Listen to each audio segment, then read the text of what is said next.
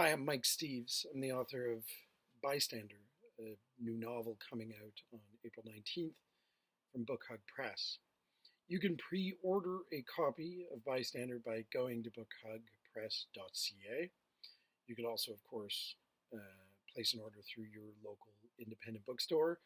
If there are other ways to pre-order or buy this book, I'm unaware of them.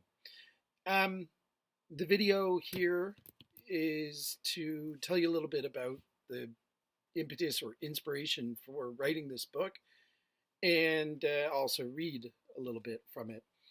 As far as inspiration goes, with anything that I work on, there's always and I'm sure this is true of most writers or many writers, but there's the literary kind of inspiration and then the life experience stuff. As far as literary inspiration goes, I'm a big fan of Dostoevsky, and in particular, one book that has made a huge impression on me the first time I read it, and I've read it many times since, would be Notes from the Underground. When I read that book right away, I think it was one of the books that probably made me, which is probably telling more than I should, but made me want to be a writer.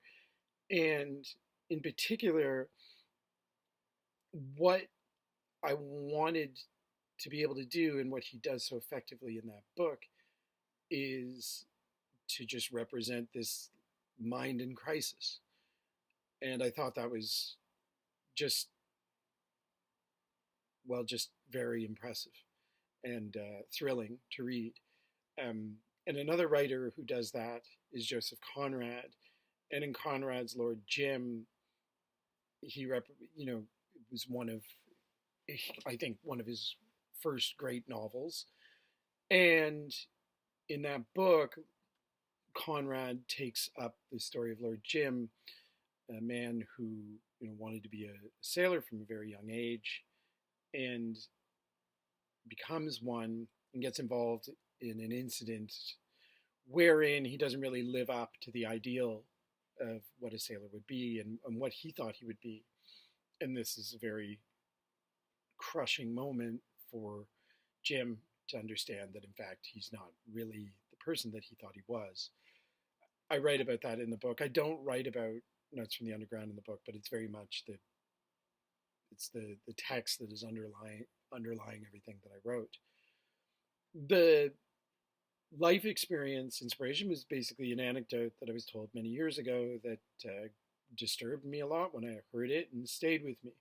And usually that's how I work. If something stays with me long enough and I think about it frequently, then I try to figure out what it is that's nagging at me.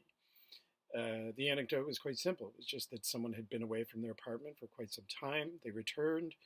They met someone new who had moved in next door. And within a few weeks, they noticed something funny. And then it turned out that person, the new neighbor that they had met, was dead, had died. And the body had been in the apartment for a number of weeks, 5 or 6 weeks. And just the fact that the person, after they were dead, that their body was there for so long. It was, a big apartment building, from what I understand, many people living in it. And the person who told the anecdote to me, they would have been a couple feet away from this body.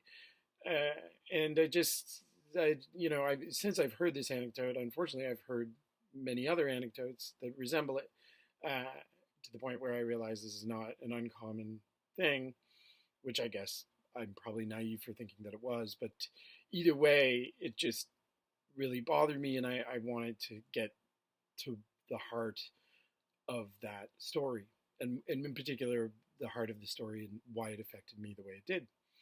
And so that is, I don't know if inspiration is the right word, but that is why I wrote this book, and that's the seed to this story. I'm going to read a couple pages from the opening. I used to think that if I ever had to face a moral crisis or was confronted by a matter of life or death, the sort of grand ethical dilemma you might read about or see on TV, not only would I know what the right thing to do was, but I would actually do the right thing. I dreamed up melodramatic scenarios where I said all the right words and had all the right opinions. Whenever I heard about a disgraced public figure, I told myself that given the same wealth, power, and fame, I would have handled a similar crisis with grace and dignity. Whenever I watched a war movie, I identified with the hero who somehow managed to preserve their common decency throughout the most degrading circumstances the civilized mind has come up with yet, and not with the sad, desperate, and craven characters who served as scapegoats, the ones who invariably wound up doing something depraved and horrific. I watched the heroes sacrifice their lives for the lives of others, and I told myself that's what I would do. That's who I would be. I wasn't naive. I knew that if I were ever to experience what it is like to be a celebrity or politician who has been publicly shamed and humiliated, or if I had to live through something on the same scale as World War II and the Holocaust, it was highly unlikely I would do anything heroic, or that I would conduct myself in the dignified and graceful fashion which has been so rarely on display throughout history that it exists more as a myth or a fantasy than a feature of humanity.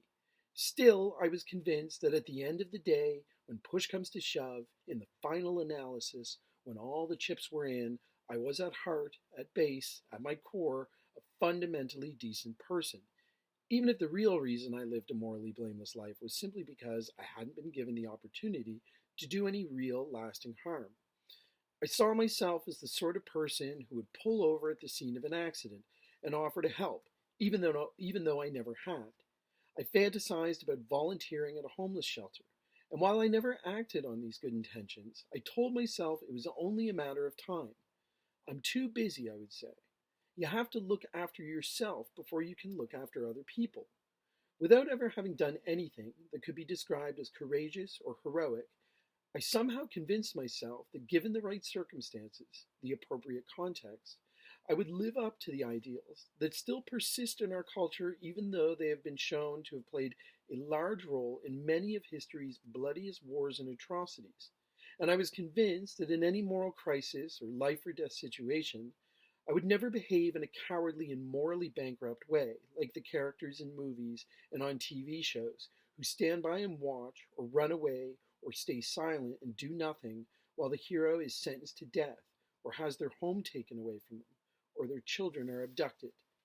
But now I know that if I am ever faced with a test of my courage or character or moral instincts, that I will probably fail the test in the same thoroughly predictable ways as everyone before me has failed. Thank you so much. I hope you buy the book and I hope you read it too.